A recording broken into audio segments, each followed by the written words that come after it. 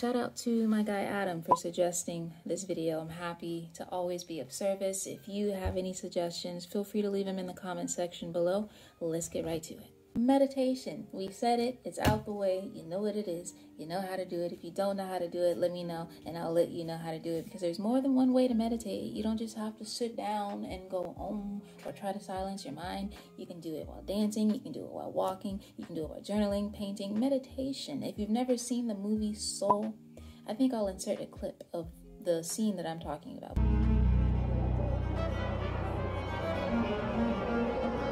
What is this place? You know how when you humans are really into something and it feels like you're in another place? Feels like you're in the zone, right? Yeah? Well, this is the zone. It's the space between the physical and spiritual. Wait a minute. I was here today during my audition. This must be where musicians come when they get into a flow. Not just musicians. Watch this. Oh, Romeo, Romeo, wherefore art thou? Line! Anytime you are actively engaged in something that quiets your mind because you love to do it, that's meditation, all right? So, tip number 1 out of the way. Number 2, it's important for you to know that the key in connecting to the divine in any way is by undoing the things that are convincing you that you are not divine, okay? You are already perfect as you are. It's just a matter of learning, unlearning, undoing all the ways that you have learned that you are not perfect, just as you are. So with that being said, it's about believing and knowing that you're already connected. Your spirit guides will meet you where you're at. This is why a lot of times when we start kind of communicating with our guides, we start off with numbers, because it's widely known already that when you see like 111 and all kinds of old repeating numbers, that means that the universe is trying to get your attention.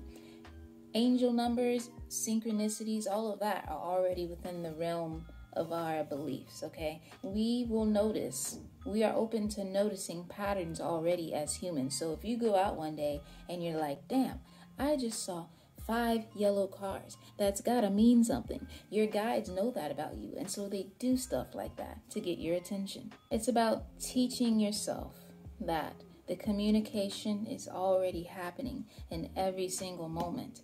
We learn how to meditate so that we can be open to receiving the communication that we're getting every single moment. We start studying these angel numbers so that we can realize that every time we see those numbers, we're getting communication in every single moment.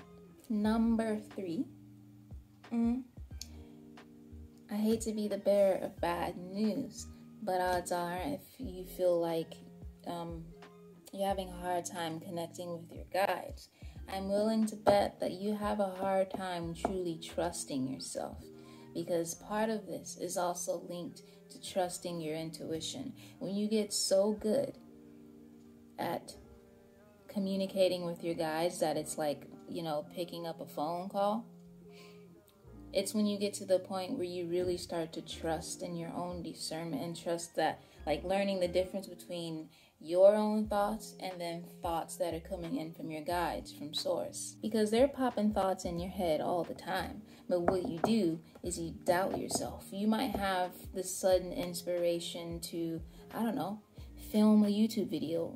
Somebody watching this video right now, you know you should have started that YouTube channel by now.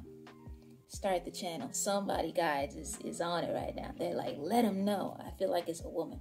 But you know that you should have started that YouTube channel a long time ago, and you can act like it's because you don't doubt yourself. And I have a good feeling you already know this, but it's a great example of how our guides are communicating with us to do things, but we're just not following through with it. Another key thing they're telling me is that a lot of times y'all expect communication to just be flat out like them talking to you, or you getting like a direct message by seeing words on a bus or on a car. The ways spirit connects with us is through inspiration. When we have the idea to do something, even the smallest things of like, oh, you know what, let me go for a walk. Because when you act on those inspirations, which is also a part of surrendering and walking in faith, faith is acting on the inspirations you receive. When you go out for that walk, then all of a sudden you come across a sign, or you come across a person that you needed to meet. And a lot of times we don't see how all these things connect until down the line. And I'm sure you've had an experience of when you look back at things, you're like, damn, that couldn't have happened unless this, and then this, and then that led to this, and all of these things that your guides and spirit has orchestrated for you. But you gotta start acting on these things. And the amazing thing is, when you start acting on this inspiration, that's when you start building up that trust and your connection to the divine, which opens you up to more direct communication, which is in turn like allowing you to shed again all those things that have convinced you that you are separate from all there is. I hope this is making sense. Number 4. We're on number 4. I don't know why I'm doing numbers. Anywho, more practical advice that you can implement right now is to start, I don't want to say the word testing, practicing. Start practicing in small ways to kind of build up that muscle. Start asking yourself, like, let's say you have the choice of going to a restaurant, right? And you don't know which restaurant you want to go to. I want you to like think about those 2 restaurants and then pick the first one that your mind says. Practice making decisions like that, because that's going to teach you to trust like that initial impulse. Because a lot of times when we're following our inspiration and our guides are communicating with us and we ask a question, the answer is that first one that comes up, and we like it just feels natural and innate. So practice doing that. Practice like, oh, do I want ketchup or mustard? And if your mind immediately goes ketchup, you're doing ketchup today. So that's one way to do it. That's how I personally did it. I would literally go to the grocery store and walk down the aisle, and I would make those choices like that. Number 2, having some sort of creative activity. Being creative is activating for your divine feminine, which is also connected to your intuition and all of that.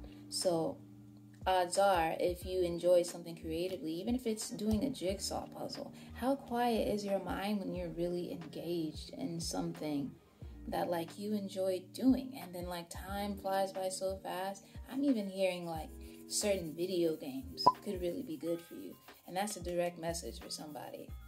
And it's a certain kind of video game that you play. I'm not seeing this for like something like Call of Duty or Fortnite.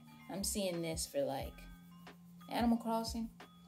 It's something along those lines that one of you plays. That's a good way to do it too, because your mind is off, and it's like I'm seeing like a placid lake. There's no ripples, and that is a perfect portal for like your guides to come through.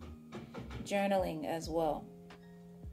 And it doesn't even have to be like big things, just getting in the habit of like writing your thoughts down. Because for me, most of my channelings come in while I'm writing. Anything else here? Physical movement, dancing, yoga. Again, going for that walk, practicing talking to like trees. I don't want to say inanimate objects, because I don't want you to just like hold a conversation with your fridge. You know what? Hold a conversation with your fridge if that's what's doing it for you.